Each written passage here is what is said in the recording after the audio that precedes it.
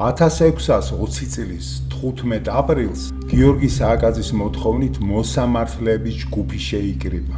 ამ ჯგუფის შემადგენლობაში შედიოდნენ ქართული სამართლის მცოდნეები ბეჟან ბარათაშვილი, პატრონი გიორგი, მეღვინე თუხუცესი პატრონი ღაზნელ და კარის მდივანი თუმანიშვილი ნასრ.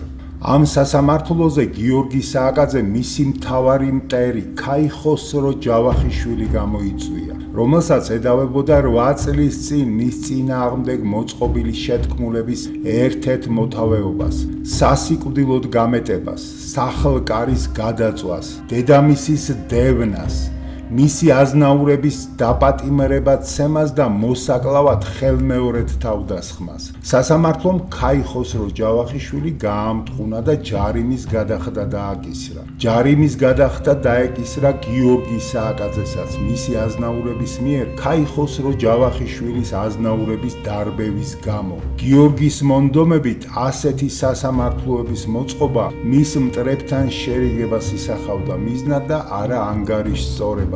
ამის დასტურად იმავე სასამართლოს გარდაწყვეტილების წიგნიდან ვკითხულობთ სააკაძის განაცხადს, რომლითაც ის მის დაუძინებელ მტერს ქაიხოსრო ჯავახიშვილს მიმართავს. ჩვენ შუა ძმობისა და მოყრობის მეტი აღარა დარჩარა, სამუდამოდ და საბოლოოდ ასრე შევრიგდით და შევეწყვენით, ჩვენ შორის საყარყაშო სადაო საქმე აღარ არისო.